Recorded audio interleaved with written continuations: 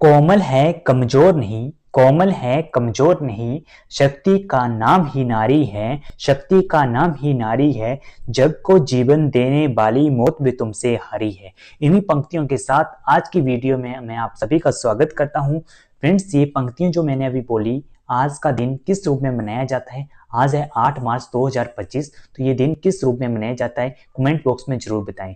आज की वीडियो काफी इंपॉर्टेंट होने वाली है। आज के वीडियो में हम बताएंगे कि जो बीएड का जो पेपर है उसका अटेम्प्शन का किस तरह से करें कि ताकि जो लिमिटेड टाइम है उसी में आपका पूरा का पूरा पेपर कंप्लीट हो जाए। फ्रेंड्स, इससे पहले मैंने बीएड के जो फर्स्ट सेमेस्टर के प्रीवियस ईयर क्वेश्चन पेपर हैं वो सारे अपलोड कर दिए हैं। जो 5 बुक्स हैं, childhood and development year, contemporary Indian education, language across the curriculum, understanding discipline and subject, text reading and reflection की, तो अभी तक आपने वो नहीं देखी है तो जाके वीडियो को देख लो। अगर अपने फ्रेंड्स को वो शेयर नहीं की हैं तो उनको भी शेयर कर दो और साथ में वीडियो को लाइक कर देना, ठीक है। और चैनल को अभी तक सब्सक्राइब नहीं किया तो सब्सक्राइब कर देना। चलिए, मैं ज़्यादा टाइम ना वेस्ट करता हुआ आपका वीडियो पे जाते हैं और मैं कोशिश करूंगा वीडियो को जल्दी से जल्दी खत्म करने की। तो सबसे पहले इंपॉर्टेंट पॉइंट पे बात करेंगे। जो पहला पॉइंट है हमारा, सबसे पहले टोटल नंबर ऑफ शीट हमें कितनी मिलती हैं, पासिंग मार्क्स कितने होते हैं और टाइम मैनेजमेंट सबसे इंपॉर्टेंट पॉइंट है। तो मैं टोटल नंबर ऑफ शीट की मैं बात करूं तो टोटल नंबर ऑफ शीट आपको मिलती है फ्रेंड्स, एक शीट आपको मिलती है जिसमें आपको 40 पेज होते हैं, ठीक है।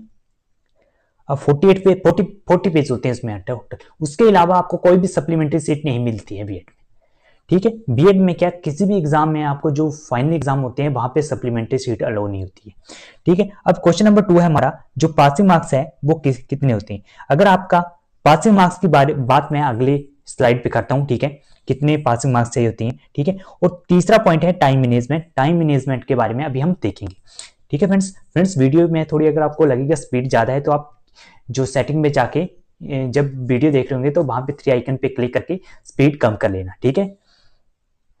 देखिए, सबसे पहले मैं बात करता हूं, जो आपके 2 पेपर हैं वो 80 मार्क्स के होंगे। कौन कौन से पेपर हैं? चाइल्डहुड एंड डेवलपमेंट ईयर जो 80 मार्क्स का पेपर है और 3 आवर के लिए 3 आवर टाइम होता है।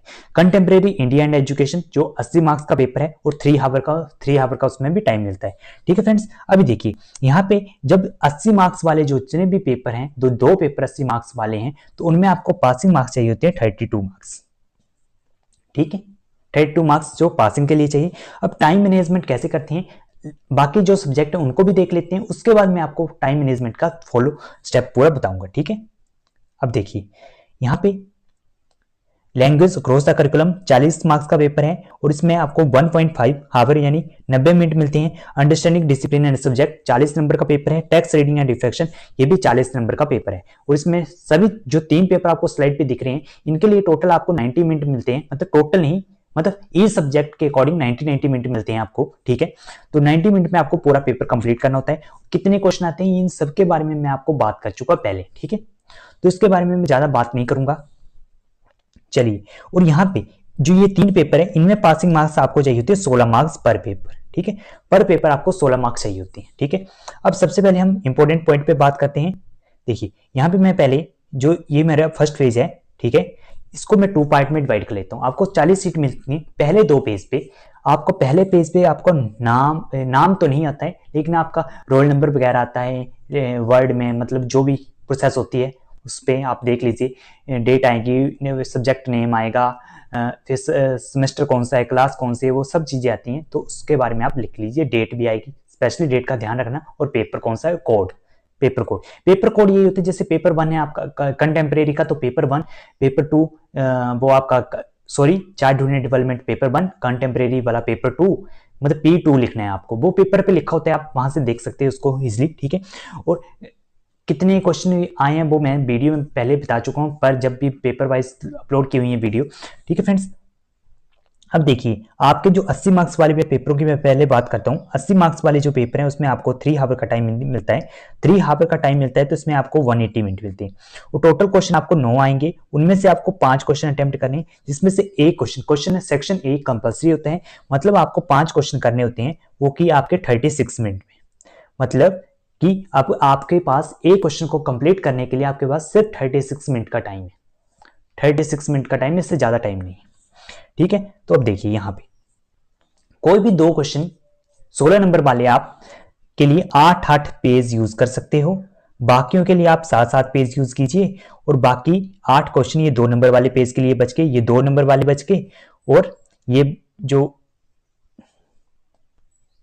ये आपके पहले 2 क्वेश्चन जो भी आपको अच्छी तरह से क्वेश्चन आते हैं उनके लिए आगे, मतलब जो 16-16 नंबर वाले क्वेश्चन है, पहले 2 क्वेश्चन जो भी अच्छी तरह से आते हैं, 2 क्वेश्चन 16 नंबर के क्वेश्चन वो करें, और 2 क्वेश्चन 16 नंबर के 7-7 पेज में कीजिए, आप कोई दिक्कत नहीं आती है।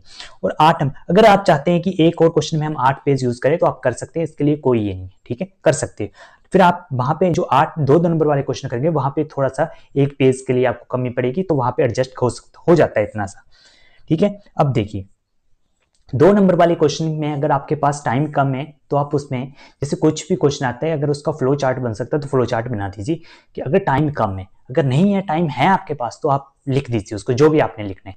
और दूसरी बात कि जब भी आप क्वेश्चन जो है 16 नंबर का क्वेश्चन कर रहे हैं, चाहे आप 2 नंबर का क्वेश्चन कर रहे हैं, 2 नंबर वाले क्वेश्चन में तो चल सकता है, लेकिन 16 नंबर वाले क्वेश्चन में आप चाहे पेपर 80 मार्क्स का चाहे आपका 40 मार्क्स है, उसमें आप जब भी एक पेज है, कोई भी पेज जैसे मतलब शीट होती है ना टॉप टू बॉटम, ठीक, टॉप टू बॉटम में कम से कम आप शीट के बीच में 2 पैरे लिखिए, ठीक है।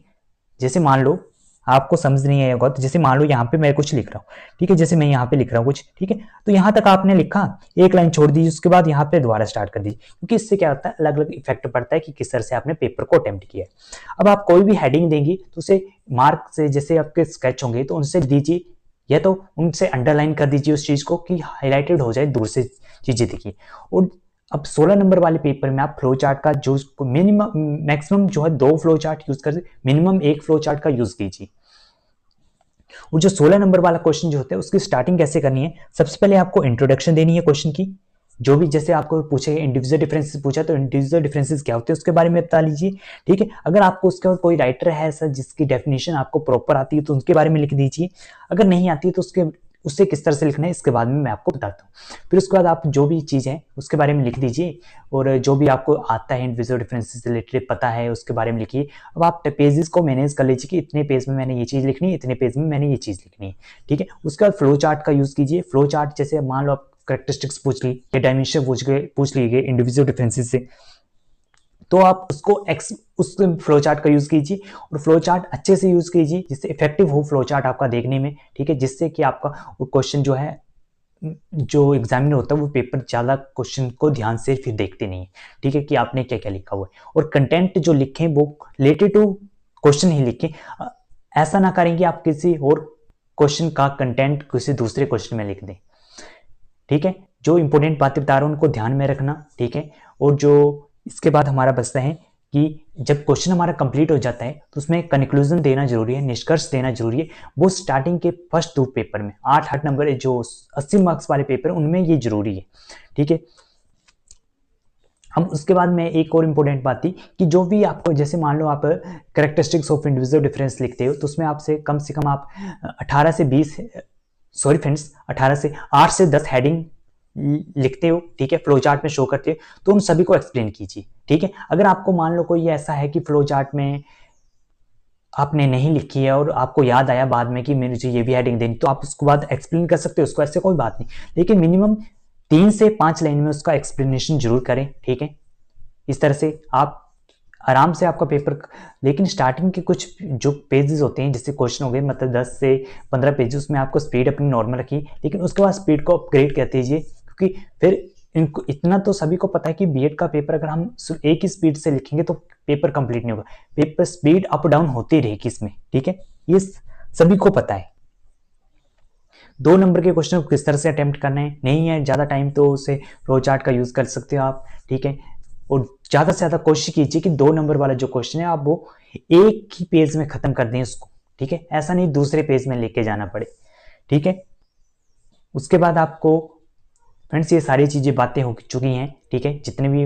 और मैं एक बात और बताना चाहता हूँ, जैसे मान लो ये मेरा कोई 8वां पेज है, ठीक है, अब मेरा यहाँ पे क्वेश्चन जहां पे मैंने लाइन लगाई है यहाँ पे मेरा क्वेश्चन खत्म हो चुका है, यहाँ तक मेरा क्वेश्चन खत्म हो गया। अब ऐसा मत करना कि आप यहाँ से कोई क्वेश्चन स्टार्ट कर दें, या तो इसी क्वेश्चन को थोड़ा एक्सपेंड कर दो, आप इसको खींचिए और थोड़ा सा लिख दीजिए इसके बारे में, थोड़ा बहुत जो भी आपको पता है वो लिख दीजिए यहाँ पे, ये कोई कंक्लूजन दीजिए, कुछ भी लिख दीजिए यहाँ पे, क्योंकि कई बार क्या होता है एग्जामिनर का ध्यान नहीं जाता है यहाँ पे नीचे, अगर आप क्वेश्चन स्टार्ट करते हो तो एग्जामिनर का ध्यान नहीं जाता है कि आपने क्वेश्चन यहाँ से स्टार्ट किया, वो अगले पेज पे फिर वो देखेंगे उनको शो नहीं होगा कि आपने क्वेश्चन स्टार्ट कर दिया। ठीक है, इस तरह से मैं यही बोल रहा हूँ कि जो भी क्वेश्चन स्टार्ट करना है न्यू पेज से स्टार्ट कीजिए।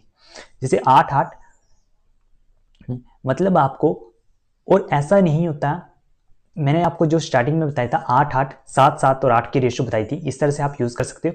अगर नहीं तो आप अपने अकॉर्डिंग भी यूज़ कर सकते हो, ऐसा नहीं है कि इसी को फॉलो करना है।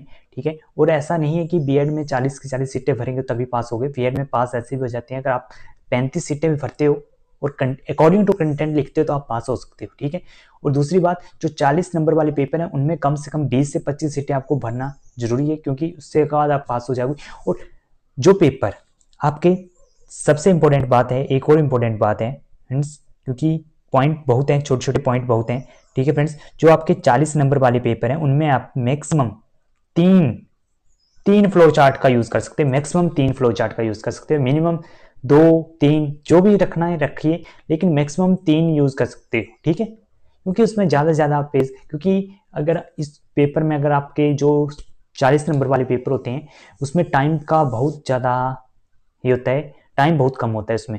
मतलब आपके पास सिर्फ 90 मिनट में आपको, फ्रेंड्स 1 सेकेंड, 90 मिनट में है टोटल आपके पास, और आपको 3 क्वेश्चन कवर करने होते हैं, तो मतलब पर क्वेश्चन आपके पास 30 मिनट है। 30 मिनट में आपको एक क्वेश्चन करना है, लेकिन जो आपके 30 मिनट है आपके लिए 2-2 नंबर वाले क्वेश्चन के लिए, वहां से आपका टाइम बच जाएगा, तो आप उसको 10 मिनट रखिए। 2-2 नंबर वाले क्वेश्चन के लिए सिर्फ 10 मिनट रखिए, उसमें आपके 4 क्वेश्चन आराम से कवर हो सकते हैं। और बाकी बचे 2 क्वेश्चन 20 मिनट 10-10 दोनों क्वेश्चन में ऐड कर दीजिए, यानी 40 मिनट एक क्वेश्चन में 40, एक क्वेश्चन आपको 40 मिनट में कवर करना है और दूसरा क्वेश्चन भी 40 मिनट में कवर करना है। लेकिन जब टाइम चलता है तो हमें पता नहीं लगता कि जो 90 मिनट है कब बीत गई, तो इस तरह से उसका ध्यान रखिए। ठीक है फ्रेंड्स, उम्मीद करता हूँ आपने इस वीडियो को ध्यान से देखा होगा, और इस जो इंस्ट्रक्शन दी हुई है या गाइडलाइन जिससे आप बोल सकते हो, तो वो आपके हेल्पफुल रहेगी। ठीक है friends, all the best for examination. बस एक ही दिन बचा है, अब कल का दिन है, परसों आपका एग्जाम है। तो thank you for watching this video.